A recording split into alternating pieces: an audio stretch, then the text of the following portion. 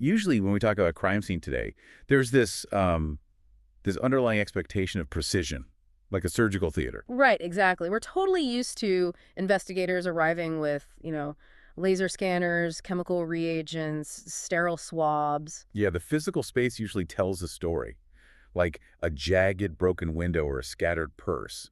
And the investigator just points and says, well, here is the cause and here is the effect. Right, an action producing a visible, measurable reaction. I mean, modern forensics trains us to look for those anchors, to ground an investigation. Totally. And we find a lot of comfort in that visibility.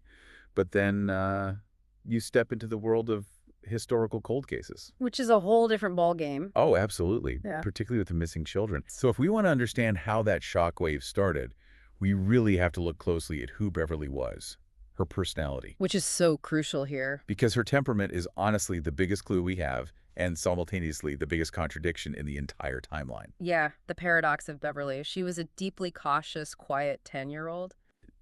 Super quiet, and she was tall for her age, easily passing for 12, and she was just starting to, test the waters of preteen independence. Right. She had recently convinced her mother to let her cut her foot-long blonde pigtails into a bob. Which is just such a relatable coming-of-age detail. It really underscores her normal trajectory as a kid growing up. But crucially, though, and this defines literally everything that follows, she was notoriously terrified of strangers. Extremely terrified. Especially men. If someone she didn't know approached her on the street, she wouldn't politely ignore them, she would physically run away. She had an established active flight response. She was the reliable neighborhood babysitter, but fiercely timid around anyone outside her immediate trusted circle. Right, which makes the setting of August 24th, 1951 so utterly baffling. Set the scene for us. So it's a Friday evening. Beverly and her best friend, Patsy Swing, get special permission to attend the show wagon. Show wagon, yeah. It's this traveling summer talent show sponsored by the city. And it's held at Halloran Park, which is less than a quarter-mile from Beverly's house on Linden Avenue. Right, in her neighborhood. Exactly. But Halloran Park is heavily wooded, packed with old trees that block the streetlights, so it's incredibly dark once the sun goes down. And looking at the police reports from that night, the sheer level of detail regarding her clothes is just agonizing to read. Oh my gosh, I know. She was wearing a reddish-pink turtleneck jersey with no label. A white Honey Lane undershirt. Blue denim jeans with a side zipper. A navy blue poplin jacket with torn pockets. And she had on size 5.5 brown Carrie Brook loafers that had been resold. Plus 2 metal hair clasps and a yellow gold ring missing its tiny stones. And, when law enforcement documents a list of clothing that granular, it represents a heartbreaking reality. Yeah, because police don't just organically know those details. Right. That comes from parents desperately standing in their child's bedroom, pulling open drawers, trying to deduce exactly what is missing just to give the investigators any possible advantage. It's so sad. Okay, let's unpack this. Because to me, this scenario is like a locked room mystery, but set in a crowded public park. That's a good way to put it. We have an estimated 1,500 people present at the show wagon that night. We have a victim who is fiercely terrified of strangers. Right. How does a girl with an established flight response just disappear in the middle of a crowd or on a short walk home without screaming? Doesn't this completely rule out a random snatch and grab by a stranger in a passing car? What's fascinating here is that investigators, even with 1950s protocols, they deduce the exact same psychological baseline. Oh, really? Yeah. A crime of opportunity by a total stranger usually leaves acoustic evidence, Yeah. A struggle, noise, panic. Especially with someone so skittish. Exactly. Given Beverly's extreme shyness, they concluded she almost certainly had to have been lured by someone she knew and trusted. Like a neighbor or something. Perhaps a neighbor offering a babysitting job, or maybe someone asking for help with an errand. Someone whose face she recognized enough to let her guard down, if only for a few seconds. Wow. So if we accept that her extreme fear of strangers meant she only would have left with someone she knew, the entire investigation hinges on one specific question. Who was lingering in that park? Right. Who was lingering in the park as the crowd thinned out? Because Patsy, her friend, had a curfew and went home before dark, leaving Beverly alone to watch the end of the talent show. Which leads to the most credible final sighting. And this relies on a concept called kinesics. Kinesics. Yeah, it's how we recognize people by their body movement rather than their facial features. Oh, like recognizing someone from far away just by how they walk. Exactly. So at around 9:30 p.m., the park is basically pitch black. A 13-year-old paperboy named Fred Kraus is riding his bike through the grass, heading home, Right, and he almost collides with a girl walking just off the main path. and he recognizes her instantly. Not by her face, right? Yeah. Because it's dark. But because she walks with a highly distinctive, toes pointed out, kind of duck-like gait. Yeah, her walk was very specific. And when Fred sees her, she is walking diagonally toward her street. She is roughly 150 feet from the corner of Linden Avenue. Just a 2-minute walk from her front door, But she never makes it. she vanishes into that investigative void. And the subsequent police dragnet really highlights the profound limitations of mid-century law enforcement. Oh man, if you're used to modern true crime, Yeah. this next detail will make you want to pull your hair out. It's not that police didn't have leads. They had some very tangible leads. Yeah. There's an incident in the files called the Speed Queen lead. A local teenage girl known for driving hot rods loaned her 1937 Dodge Coupe to some friends that night. Right, and around 10:00 p.m., they abandon the car and call her, claiming the car is, quote, hot after an accident near West 117th Street. Which is right by the park. So when she recovers the vehicle in a wooden area the next day, there is blood on the bumper and blonde hair stuck in the door hinge. I mean, that is tangible biological evidence connecting a vehicle to a potential abduction right near the scene. Wait, the police literally had a car with blonde hairs in the hinge, Yeah. and they lost the evidence. Yep. They lost it. It was never forensically tested. I struggle to comprehend how an entire department simply misplaces the most crucial physical lead in the city's highest profile case. It points directly to the lack of modernized chain of custody protocols back then, but honestly, there was an even larger systemic failure that night. Larger than losing physical evidence. Yeah. We discussed the likelihood that she was lured into a nearby home by someone she recognized, someone within that 150-foot radius. Right, her neighborhood. Yet, police did not conduct house-to-house searches on her street until September 14th. Wait, September 14th, that's weeks later. Weeks later. Why the delay? I mean, if a child goes missing today, officers are knocking on every neighbor's door within the hour.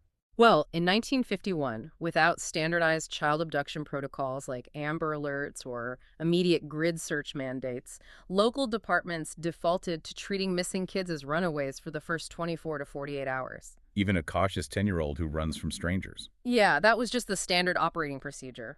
Furthermore, the concept of treating an entire middle-class neighborhood as a potential crime scene collided heavily with 1950s social norms. Like the polite society aspect. Exactly. The Fourth Amendment was interpreted with a high deference to homeowner privacy in these suburban enclaves. Asking to search a respectable neighbor's basement without a specific warrant was considered deeply offensive. So they just didn't do it. They only searched homes if the owners explicitly volunteered. Meaning the very person who might have taken her was insulated by the polite assumptions of a 1950s suburb. They literally prioritized social decorum over a localized forensic sweep. Which is why the investigation stalled. And because the initial dragnet failed so spectacularly, and because they turned up zero physical evidence, the investigation became this, like, blank projector screen. That's a great analogy. Right.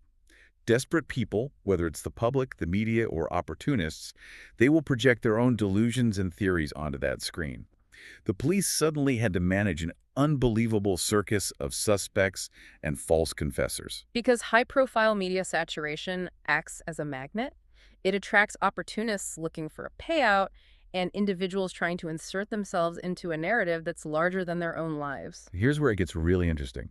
Look at William Slates. He's 25, lives near the park, and has a documented history of inappropriate behavior with underage girls. The profile is highly suspicious. Right. And the day after Beverly disappears, he boards up his house and flees to Columbus. Just runs. Yeah. So the police track him down, administer a polygraph regarding Beverly, which he fails, but then he's just released. Because of his alibi.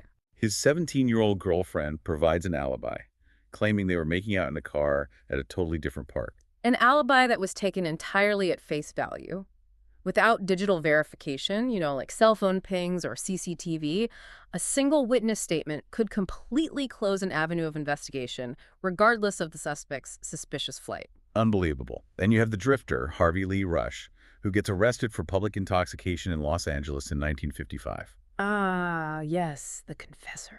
He writes out a 3-page confession saying he lured Beverly under a bridge and murdered her. The police fly him all the way back to Cleveland, and the moment his boots hit the tarmac, he recants the whole thing. He literally just wanted a free extradition flight back to his hometown. It's infuriating. Or what about Frank Dale Davis, this extortionist who calls Beverly's father demanding a $25,000 ransom?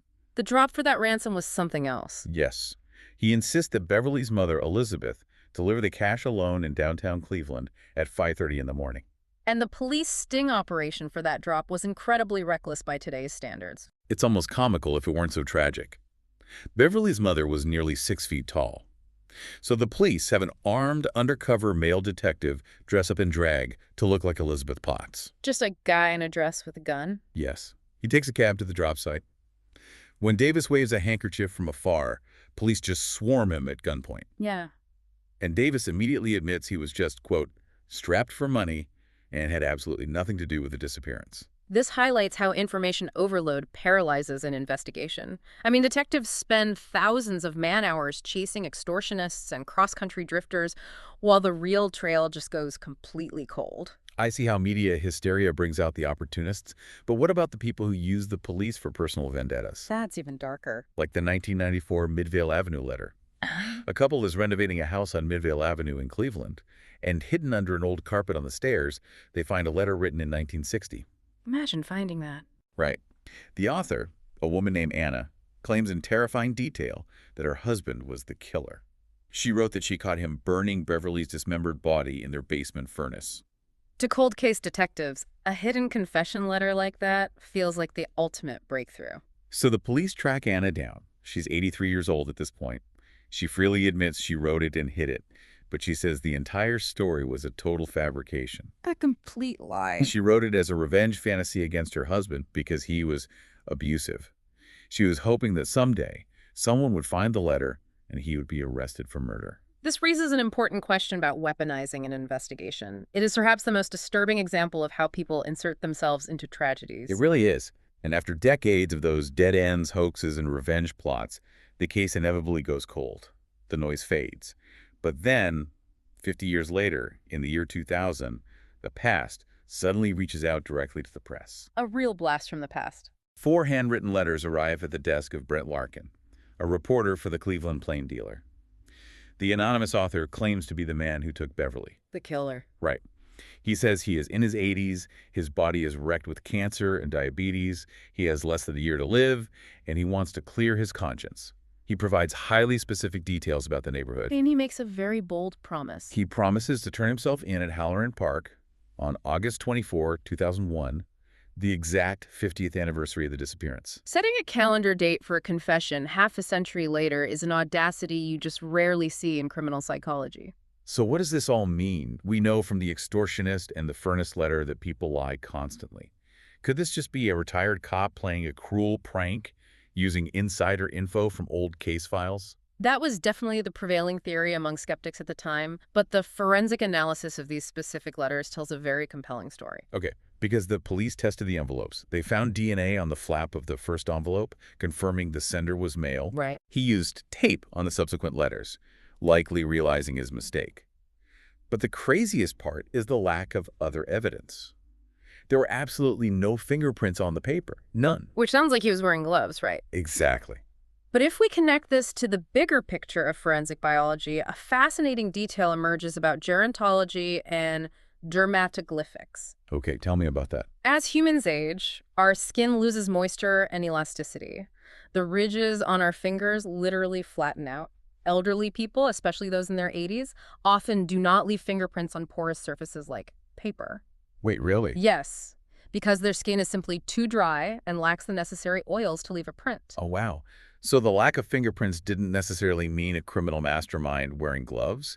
It perfectly corroborated the biological reality of an 80-year-old man. Exactly. This forensic fact gave the letters a terrifying ring of truth. The physical evidence aligned perfectly with the author's narrative of his failing health. Which makes the ending so incredibly frustrating. On August 7th, just weeks before the 50th anniversary, the final letter arrives. The handwriting, which had been deteriorating over the 4 letters, is now incredibly cramped and shaky, almost illegible. Because he's getting sicker. Right. The author says he can no longer make the anniversary meeting at the park because he is being moved to a nursing home. And then silence. He never surfaces again. He vanished into the healthcare system, taking the truth with him to the grave. It's just devastating. Bringing this narrative back to the heart of the story, the human toll of this unsolved mystery is awful. The Potts family was basically destroyed. It broke them. Beverly's mother, Elizabeth, died of liver disease and what friends called a broken heart just 5 years later in 1956. Beverly's father, Robert, lived alone in that house on Linnet Avenue for decades, until he died alone in front of his TV in 1970. A family just trapped in an unending state of suspended grief. And Beverly's sister, Anita, spent her entire life searching. Yeah, she never gave up. She gave DNA samples, she did interviews, she kept the flame alive until she passed away in 2006. Before she died, she had a memorial stone for Beverly placed next to their parents' graves, just so there would be a physical marker that this little girl existed. It is a profound tragedy. Knowledge and history are most valuable when we apply critical thinking to them. This case serves as a historical masterclass in how a lack of early, structured forensic investigation can doom a case. Oh, for sure. Failing to lock down a crime scene, failing to systematically search neighboring homes out of an adherence to suburban politeness, it can leave a family without answers for a lifetime. I completely agree. And I want to leave you, listening right now, with a final thought to mull over. Think about the investigative conclusion we discussed earlier. The statistical likelihood that Beverly was taken by someone she knew and trusted because of her extreme shyness. Which means they were close by. Exactly. That means the person who took her likely lived right there in the neighborhood. They didn't flee into the night. They stayed. They likely watched the parents grieve from their front porch. Hiding in plain sight. They watched the police dig up auto body shops, chase hot rod teenagers, and fly drifters back from California. For years, they walked the exact same sidewalks, protected by the polite assumptions of a 1950s suburb. When you look out your own window at the neatly manicured lawns and the quiet streets, it leaves you wondering, how well do you really know the people living next door to you right now?